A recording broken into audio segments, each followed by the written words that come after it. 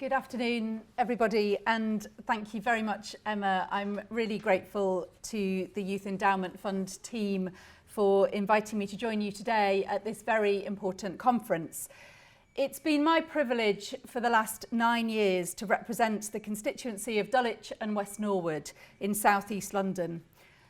During that time, the hardest moments have been the times that I have sat with parents who are grieving the loss of a child to knife crime, or stood at a police line after a stabbing has taken place, as a community gathers in shock and trauma. Serious violence and the fear of serious violence are the lived reality for far too many of my constituents, and I see the depth of the impact, of course, on individual families who are bereaved, but also on the wider community. The parents who tell me that when their young person goes out in the morning, they don't breathe until they're home again. The young people whose mental health is harmed by the trauma of losing a friend or hearing about a horrific incident that's happened just up the road from where they live. This issue is not unique to my constituency, and it is not unique to London. The most violent crimes have been rising across many parts of the country.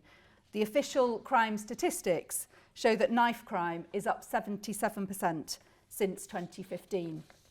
There are appalling stories in every part of the country of the young lives taken and communities blighted by serious violence. So understanding what works to tackle serious violence, particularly serious violence affecting young people, is vital. It is vital if we are to create a society that provides safety and security for our young people. It is vital if we are to improve the mental health and well-being of children and young people. It is vital if we are to reduce offending. It is vital if we are to improve school attendance.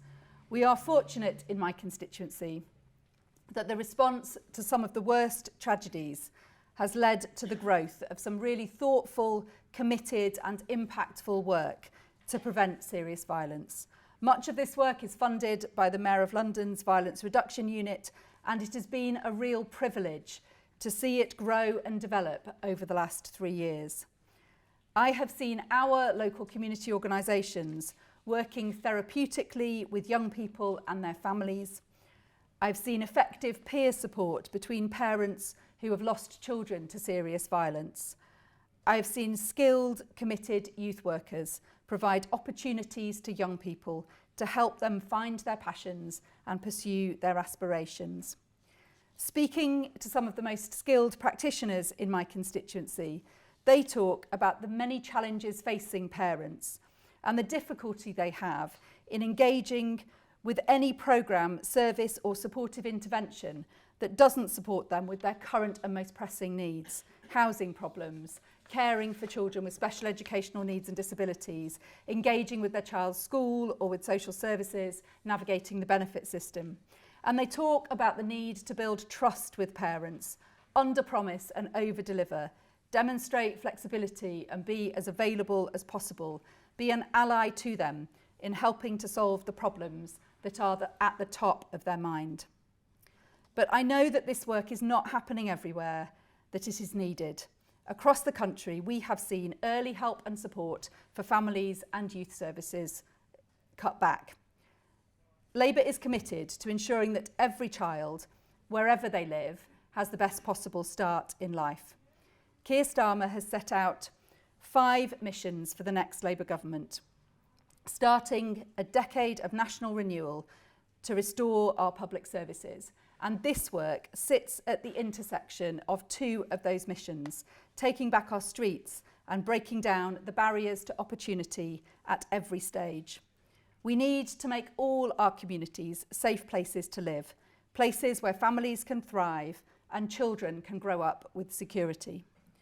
There are many partners whose work is critical to that goal: midwives and health visitors, early years practitioners, schools, youth workers, social workers, foster carers, support workers and many more. Absolutely central is the family.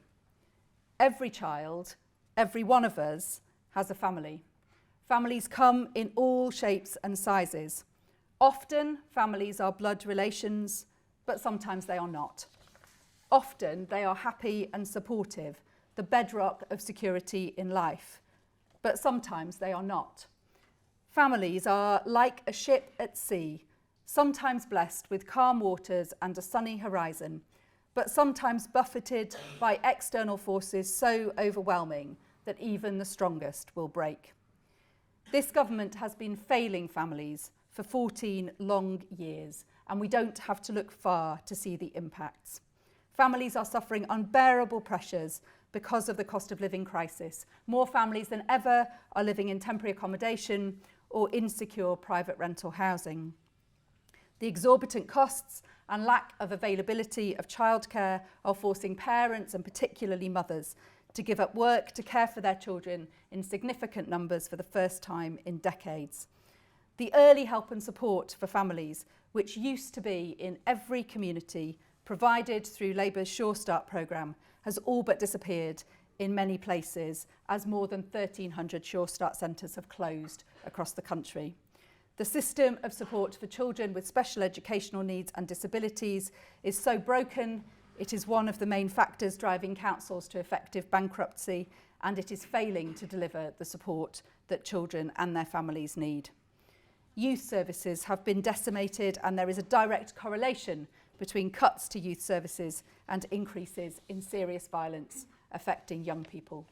Young people's mental health has been steadily worsening, and it is far too difficult to access support, particularly at an early stage.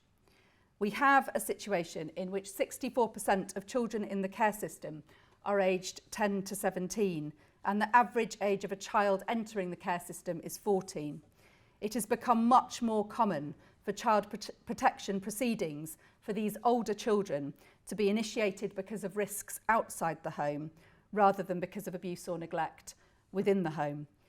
The outcomes for care-experienced young people are shocking in terms of participation in education or employment, homelessness, poor mental health, and the criminal justice system. Far too often, under our current system, which is buckling under the pressure, we are removing children because they cannot be kept safe at home into a system which cannot keep them any safer.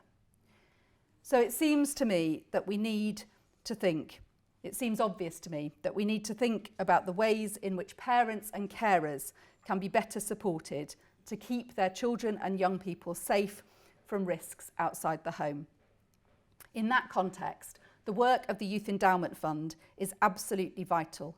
We have a responsibility to understand the evidence of the effectiveness of different approaches and interventions, not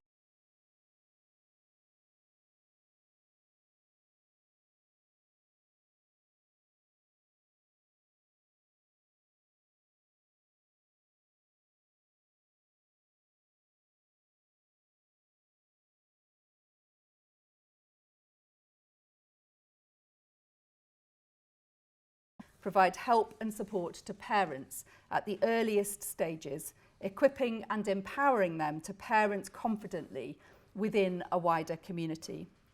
The Youth Endowment Fund provides strong evidence that when things do become challenging, therapeutic approaches can be very effective at turning relationships around and averting a crisis.